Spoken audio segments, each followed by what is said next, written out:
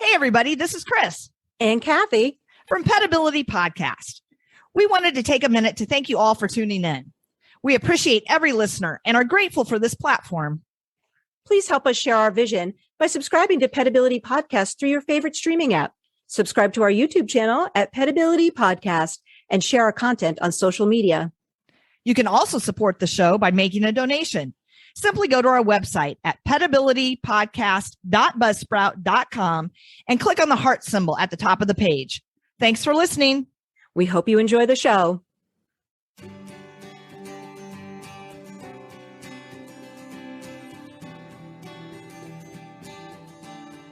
Welcome to PetAbility. I'm your host, Kathy Simons. And I'm your host, Chris Cranston. Our podcast provides interviews and information to help your pets live their best lives. Good afternoon, Kathy. How's it going today? Hey, Chris. Things are going pretty darn good today. What's going on? Well, living the dream. I asked you, though, if we could do this show because I've just noticed some things on, the leash walks in our neighborhood with the two dogs, and especially when we were on our RV trip. We took 2 prolonged trips this past year during COVID times, and it was great. But I just noticed some things regarding, I don't even know if I want to say it was the dog's behavior, but the human's behavior, which led to, maybe some issues with the dogs. So, based on those experiences, to that end, I asked Amy Campbell, owner and certified professional dog trainer at Behave Atlanta, to come back on our show to go over manners with our dogs when we're out and about this summer. Can we call it Petiquette? Is that okay? Absolutely. Today we are going to talk about Petiquette. Well, I'm really excited to have Amy. I don't know if you heard that recently I did some consulting with Amy with Mac, and it was fantastic. I was able to do everything virtually. They gave me a great comprehensive program and did a nice follow-up with them. So I'm really excited to talk to her about manners for your pup. Absolutely. And for our avid listeners, you may remember that we spoke with Amy and Lillian, who is the co-owner of Behave Atlanta, about appropriate behavior and how it impacts pets' health. That was back in October of 2020. So if you haven't listened to that show, definitely do so. It's some great stuff in there. But without further ado, I'd like to welcome our colleague, my dear friend, and dog trainer extraordinaire, Amy Campbell. Welcome, Hey, Amy. guys. Hi, how's it going? It's going great. I'm so happy to hear your voice once again. Yeah, thanks for having me on board. I think Mac recognizes your voice too because he's come real close to the computer now. So. Hi, Mac. Hi, buddy. Awesome. Well, I just kind of want to get into it since we're doing our own greetings here with each other, right? What can you tell us, Amy, about appropriate greetings with our pets when we're out in public with them? What should we expect from them? How do we say hello? How do we honor our own dog's feelings and so forth? Can we just start with appropriate greetings? Yeah, I think that's a great place to start. I'm really glad you asked. So one thing that I always tell my clients is use your voice. So think about what your dog needs or what your dog wants, and then use your voice to either ask for that or to respond if somebody asks for that. So for example, my dog is very friendly. He wants to say hello. Before I even start going towards another dog, I should say, can my dog greet your dog, or can we say hello? And then a big part is actually listening to the other person. I find that a lot of people will say this because they know that they're supposed to, but they're saying it as they're like walking towards you, as their dog is pointing like an arrow towards your dog, coming in hot, we like to say. Yes. And they're not really getting permission, and they're not really listening to what you have to say. Oh, I totally get that. I'm just that visual. Yeah, they're already moving towards you. They have their dog at the end of the leash, and like you said, they're coming in hot, darting, straight toward your dog. And yeah, not really, because I have 2 dogs. They're, as you guys know, they're twins. Okay, so they're from the same litter, but how they greet and are receptive or not receptive to another dog is very different between the two. Mm. Yeah, every dog is really different. And I find that a lot of people assume that their own dog is how everyone else's dog is, right? So my dog is very outgoing. Everybody's dog must be like that. And of course, that's not true. It's really important to realize like every dog is different, and some dogs are more introverted and some dogs are more extroverted. And those who are extroverted and who want to greet every dog, they do come in hot. So they approach on leash often in a rude way if you're looking at body language, because they are pointing like an arrow. Their like motion and body gravity or like placement is forward. Their positioning is forward. They're pulling maybe against the leash. All of these things, if that dog was off leash, would look like an aggressive dog is coming towards the other dog. So it sets it off in a really bad way, oftentimes right at the beginning. And there must be a whole lot of subtleties that are happening as well. I mean, we all see the dog coming in hot, but do we all see the dog that gives your dog the side eye or something subtle that we may not pick up on? There must be a whole lot of little things in between that maybe we're not catching as well. I mean, I can see the dog coming in hot, but did I see the dog give my dog the stink eye, or maybe I didn't. So I think maybe having a basic understanding of dog body language would be really helpful for everyone. I tell my clients sometimes, I'm like, become like the Jane Goodall of your dog. Like you want to know their body so well. You want to be observers of your dog's body. So it's like, this is what their ears look like when they're relaxed. This is what their ears look like when they're scared. So some of those body language things are, ears are really good to look at. So forward up pointing ears can be alert. Alert could be prey drive. It could be I'm gonna get ya. It could be I'm ready to play. Ears back can be nervous or scared. A lot of times, like some of the more rounded head dogs, it's almost like their ears disappear because they're so far back, right? I feel like you're looking at me. That's my dog. And then there's the mouth. So is the mouth tight? Is the mouth loose? There can be stress panting. And so some dogs will be panting because they're hot. Other dogs will start panting because they're stressed. I always tell people, like we will, and I'll go through some more of the body language, but you want to know your own dog. Because for instance, some people, like a general thing is a relaxed smile on a dog means that they're nice and friendly and relaxed. My hound hardly ever opens his mouth unless it's really hot. And so he's not an open mouth, relaxed dog, but he is generally relaxed, right? So you have to kind of know your own dog. The overall body, right? Are they stiff or are they loose? Do they wiggle or are they more tense and still? And you see sometimes like when they're in that tense, still stance, they do a side eye, or you see sometimes the whites of the eyes because they're trying to look, but they're also so tense or rigid that they give off that kind of the side eye that we think of. And then another one, of course, is the tail. And I always tell people that the number one reason that kids get bit in America is because they have been taught that tail wagging is happy dog, and it doesn't necessarily mean a happy dog. Right. You can have that tail tucked and wagging. It can be down between the legs, but still sort of wagging.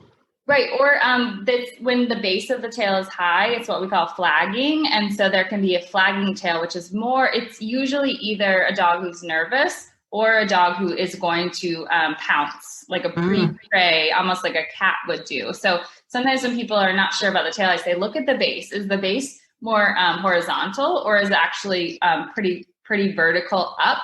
And then is the tail moving in a kind of lazy, easygoing wag back and forth, or is it a very quick moving thing? That's more the flagging, and it may show that the dog is a little nervous, a little worked up, or maybe is going to do a pre-pounce because they have some prey drive, something like that. Yeah. So I think your point about not expecting everybody's dog to be like your dog is really important, because I bet I'm going to speak for all dog people just about when I say the biggest thing I hear, my biggest pet peeve is hearing somebody say, it's okay, my dog is friendly. When my dog may not be friendly, or my dog may be scared. And, or I had a dog previously who was blind.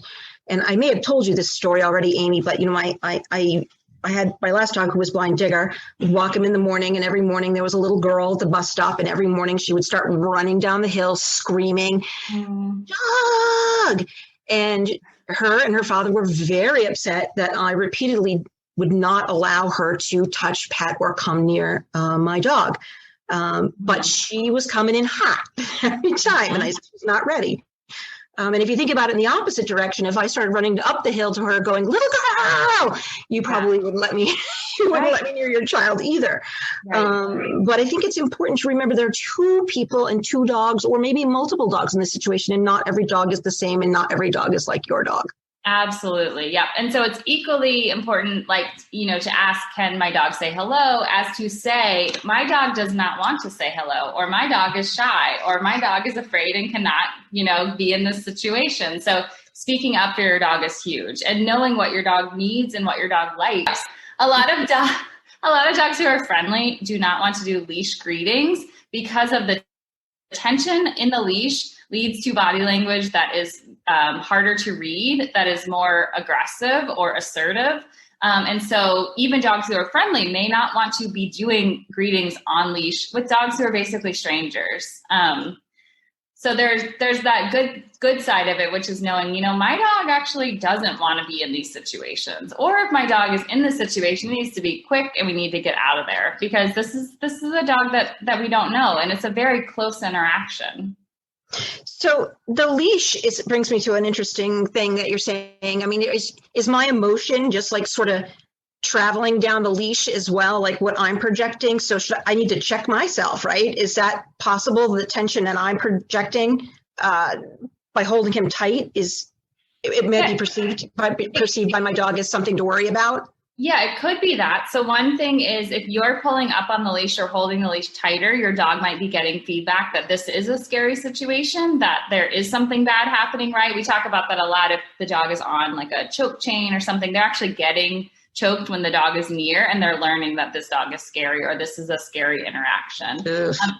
Yeah, even with a regular leash, you can do that. But what's more commonly the case, or the reason why the leash greetings are difficult, is because the dog is restrained in some way. So we have this tight greeting where both dogs are on leash and they're both restrained. And so they can't just freely run off as soon as they're like, okay, sniffed you, bye. They're actually stuck there. And so that's where, we teach two things at Behave Atlanta. We teach a 3-second greeting, which just means two dogs come up. Once you have, you've asked for permission, you've given permission, dogs come up and they greet each other. It's 1, 2, 3, and then you move past each other.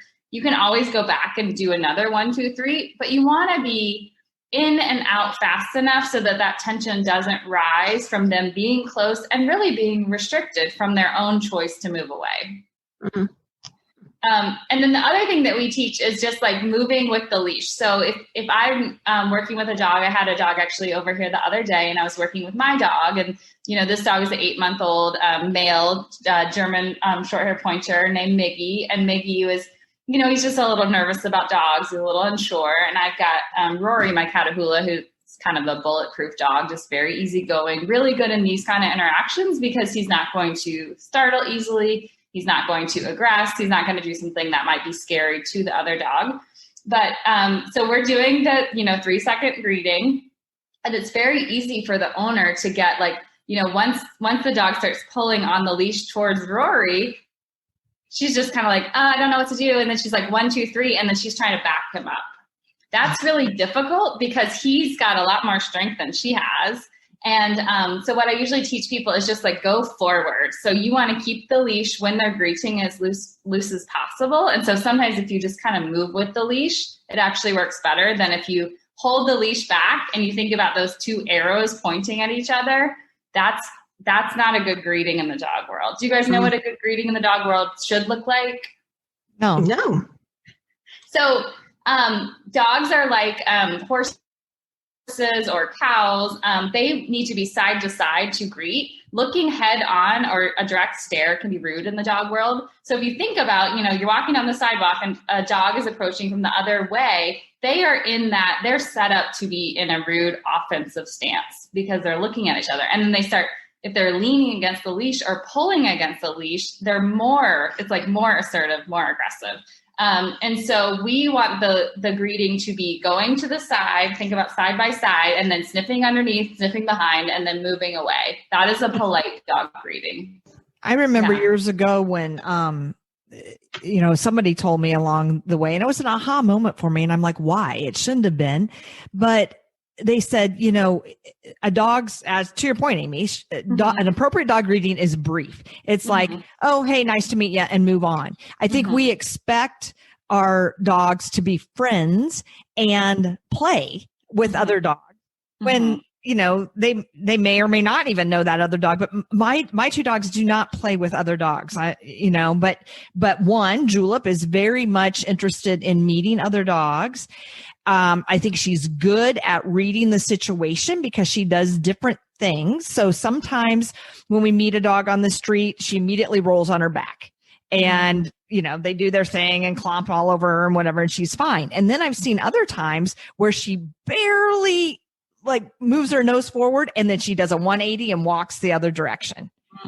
And I'm like, wow, because that was just stunning to me because, she again was reading the other dog. It had nothing to do with her per se. I mean, she was doing different behaviors based on who we were meeting. And I was very proud of her for that. Now, Baxter, on the other hand, he thinks every other dog is going to potentially kill him. So he's very nervous. I try to use my voice, Amy. I do. I'm like, he's shy. He's scared. He's nervous. He doesn't want to meet your dog. And half the time this just falls on deaf ears and it bugs me. Because, people will start talking to you and then they let their dog, but I try to just have a loose lead and let him retreat, back behind me. And I always am kind of watching, the interactions and so forth. And if they start to approach him too closely or too long or too much, then to your point, I try to move away and give him, the space he needs. But yeah, well, it's great what you're talking about. And I sometimes with my clients and dog owners, I say, dogs have a different, some dogs have more social intelligence and some have less. And so it sounds like Julep is pretty good at reading the dogs. This is a safe dog. This is maybe a not safe dog. Other dogs, they maybe don't have that same level of social intelligence. And it may be because of exposure, maybe because of age, the teenage dogs may be the worst to greet because they're coming in hot. They think everything's about play. They want to wrestle. They're not reading what the other dog's doing. And I love it when they put puppies in their place, to that end, Yeah. That's the only time I hear Julep get snarky. Smackdown. Yep. Amy, what would you say about the appropriate greeting if a person wanted to pat my dog? So they have no dog. They're just like, we get stopped a lot because Mac is really cute. We can all agree on that. People want to pat him all the time. And he's a little bit head shy. And I suspect before he came to us, he lived with a family with a lot of small children. And maybe there was a little pulling or tugging, but he's a little head shy, but he does want to greet. And so what I tell people mostly is to ask him, to get down and see if he'll come and then pet him from the side. If he retreats behind me, I respect that. I say he's not up for a greeting, but is that the appropriate thing to do? Yeah, I feel like dogs should always have a choice. They should always get to say yes or no to a greeting. And so that could be a greeting with a dog. It can be a greeting with a person. I think it's important to make sure, and this, I have kids sometimes run up to me with my dogs. And even though my dogs are okay with kids, I always say, okay, stop right there. What do you do? Remember, you have to ask, and if it's a young enough kid, you have to ask your parent and then you have to ask me, right?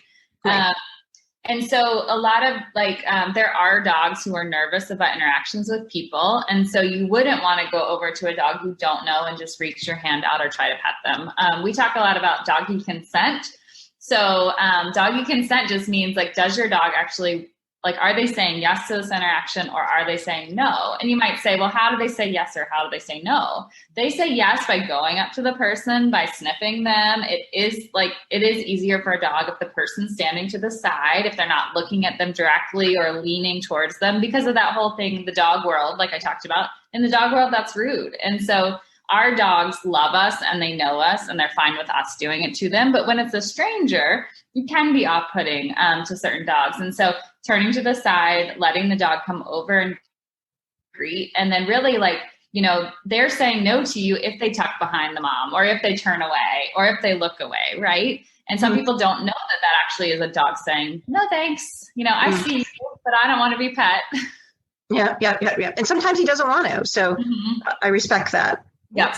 What's the story about holding your hand out for the dog to sniff? Is that correct or not correct to do? Yeah, it's something that a lot of people have taught, but I never teach that. So the problem with that is dogs who are very fearful of people, that is showing some intention towards the dog because it's a reach. And dogs who are fearful of people do not want to be reached at, and they really don't like hands. So I was just at a client's house this afternoon, and hands are the biggest problem. You reach towards the dog, he's going to get upset, probably because of something in his background, but that reaching can be too much for some dogs. So it's actually better not to reach. I usually just fold my hands and then stand to the side.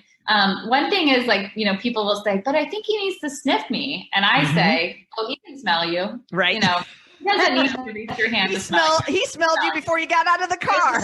Exactly. He could smell you 2 blocks away. It's a little silly that we think, oh, he has to sniff. And it's like, well, yeah, he can smell you without. Yeah. Well, and to that end as well, what about getting down on the dog's level? Because I've heard that one too. Like you should kneel down or you should crouch and get on their level. What do you say to that? So that can be helpful if you know the dog is friendly. So if I'm working with a dog that I know is safe, is friendly, it can help the dog feel more comfortable. I do it a lot with puppies, clients that I have. I wouldn't do that with a dog I don't know because you are leaning down with your face possibly in their face, and that could be a non-starter. It could be a bad position to be in. Yeah. Right.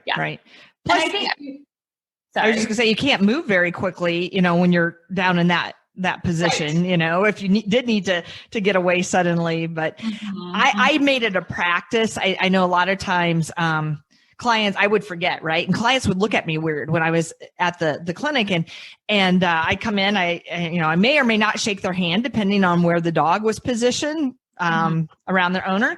And I would just sit on the floor of the lobby area where we kind of did our intake, to not have to have the dog move, just be in kind of a more open setting and what have you. And so many people would say, oh, here, I'm sorry. Let me move my bag. Sit in the chair. I'm like, no. I'm doing this by intention. I don't want to sit in the chair. So I would not be crouching down or kneeling to meet the dog, but that's where we would have our initial discussion. So the dog could smell me, hear my voice, see how relaxed the owner was in conversing with me and kind of setting up that, appropriate interaction, I guess, from the beginning and not just suddenly going for the dog and trying to treat the dog and assess the dog. So no, that makes a lot of sense in that situation. And one thing is that you as the person can choose to put a little vest on your dog, can have some sort of thing that says my dog doesn't want to be pet, or I have some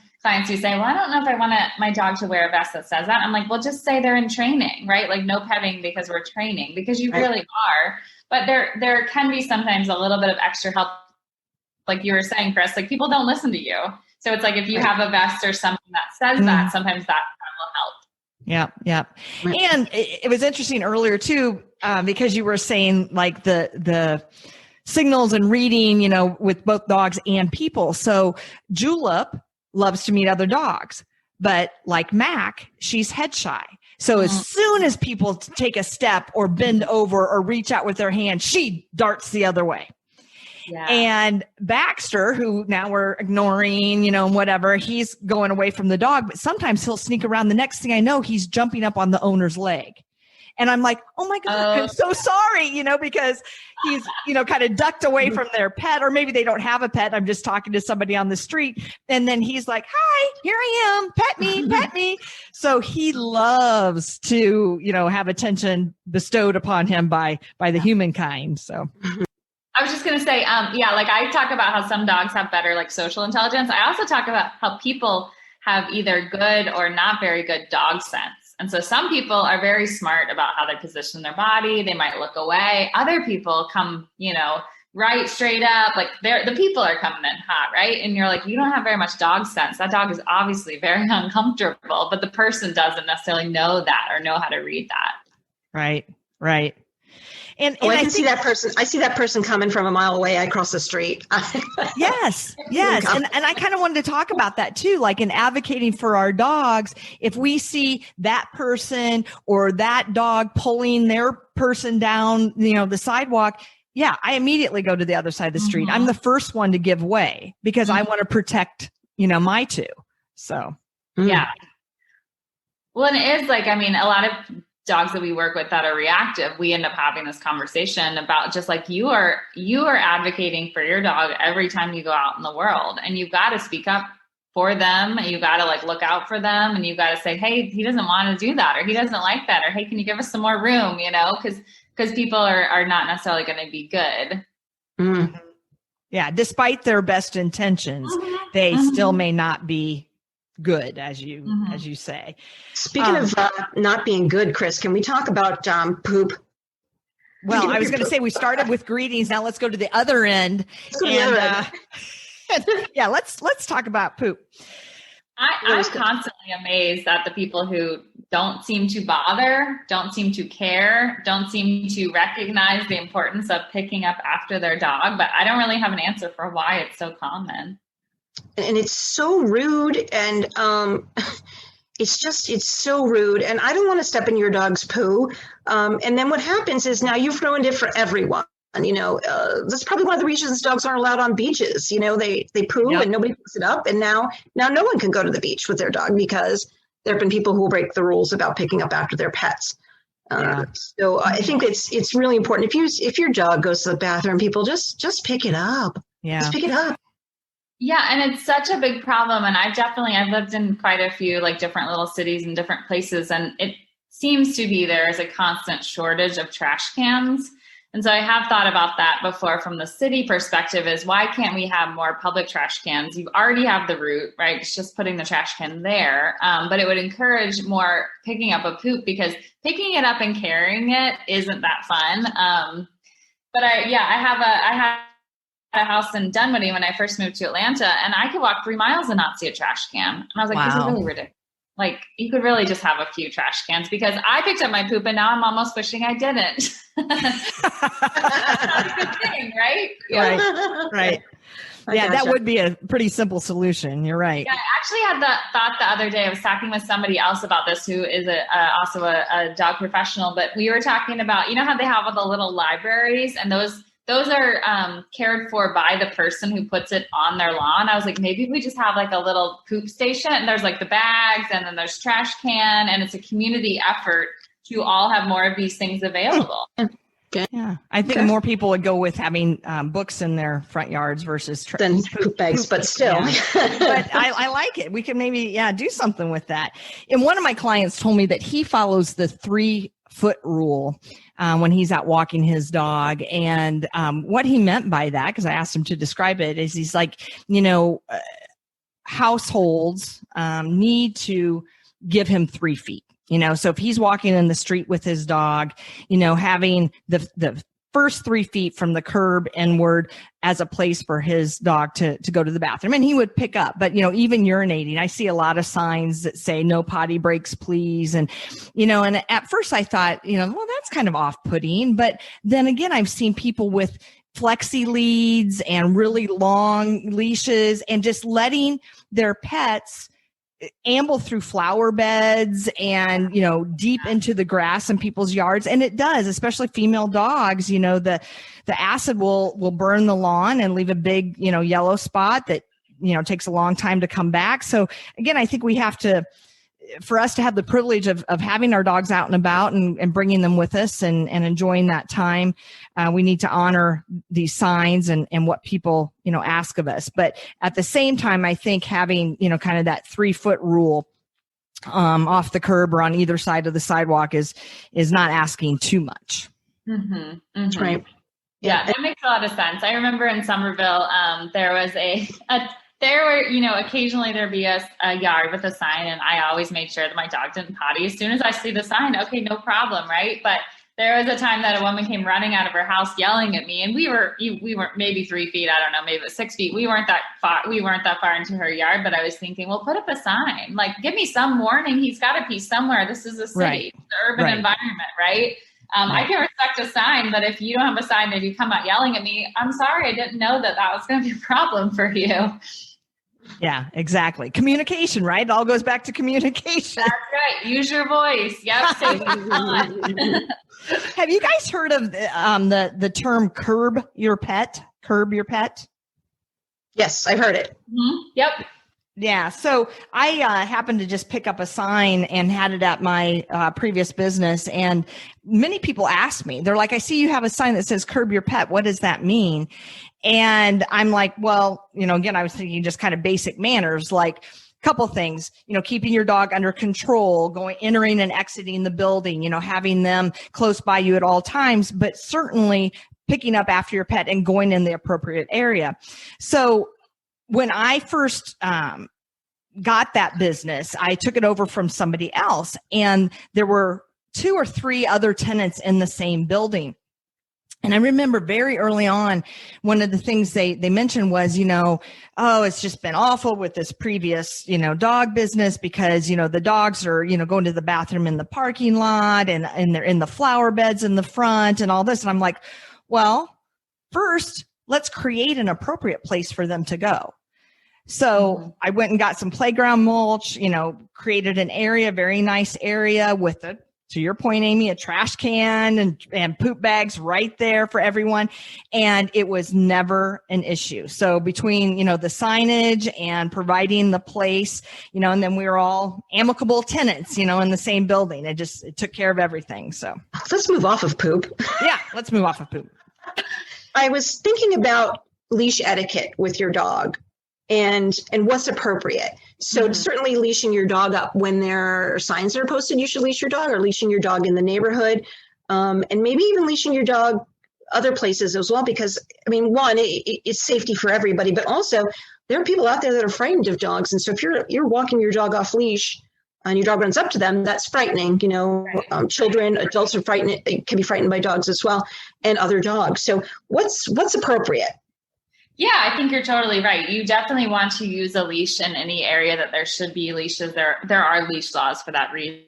I also, I tell the people that I work with, let's not use the flexi leads. So you guys have probably seen them, they're retractable, they're called retractable or flexi leads, but I see people sometimes and they have it unclipped, meaning that the length the dog is, or the distance the dog is from you, it's constantly changing. That is not appropriate for a kind of busy situation or where other people are or things, because the dog is kind of wandering around and the person's just the tether pole, right? Mm-hmm. I talk with my clients a lot about, like, when you're out in the world with your dog on leash, you guys are doing life together. And so that means that you're looking out for each other. That means that, you've worked on walking some so that you can have check-ins, right? You're not just like holding on to your dog. Your dog is not out there alone doing whatever and you're just following behind, right? You guys are in a cooperative situation and you're trying to help each other out and you're trying to look out for each other. And that could be the way you move around someone, but also, oh, this is too scary or this is too loud. We're going to actually go this different route. Mm-hmm. You could never clip that or get that clip on clip fast enough if you had an emergency situation. You would still have 6 or 10 feet of dog in front of you. And I've actually seen quite a bit, being a veterinary technician. I've seen animals that have come in that have been injured while on the flexi lead because they're too far out in front of their owner. So either their dog had an interaction with another animal, or their dog has stepped out into the street and have been hit by a car. You just can't respond fast enough to get that flexi lead clipped and pulled and hold your animal safely. Yeah, and the handle is really heavy. So I've seen little dogs before where they're like, the person drops it and the dog is either startled or like hit by it, and it's just like, this is such a bad. Yeah. They run off and they're dragging it behind them. Yeah, it's terrifying. It's terrifying. If you want to walk your dog on a longer leash, I have for woods walking, we use a 6-foot like lunge lead because we're in the woods and I want him to have a little bit of freedom and I feel like I have a little bit more control. What's your thought about that? I was going to say, I like the long leashes that are not retractable. They're just like a leash. Yes. A lot of times my clients will get like a 15 or 20 Oh, I didn't to work on recall. That's why I'm using 6 foot. I didn't know it came in 10 or 15.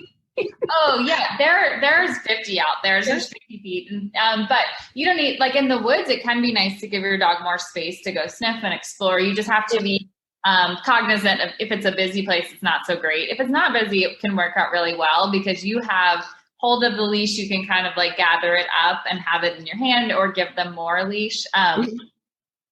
But when it's a busier place, it could be like, getting tangled around somebody.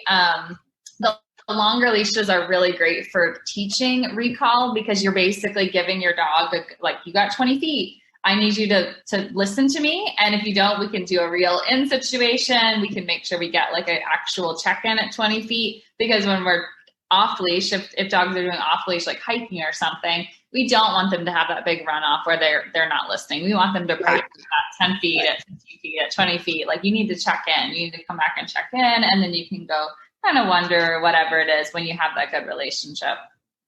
Teamwork.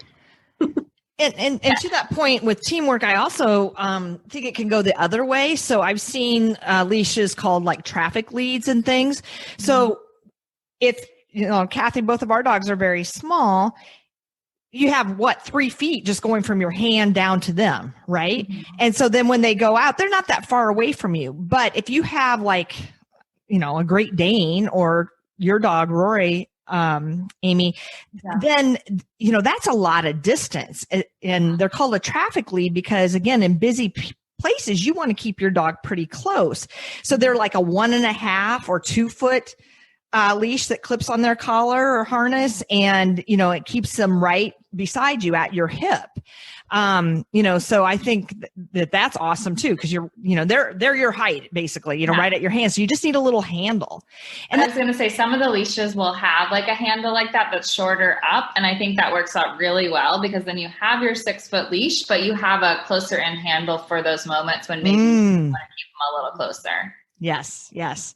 And also when you're talking about the retractable, I imagine, like the 100-pound dog that gets a full head of steam because they see a chipmunk or a squirrel and it's not locked in, and boom, they have, 15 feet on that flexi lead to get a head start, and then you're jerked. And Kathy, I know you and I have both seen people with fractures, rotator cuff tears, drop to the ground. Yeah, all kinds of things that happen. So don't let them get that head of steam, for your own safety.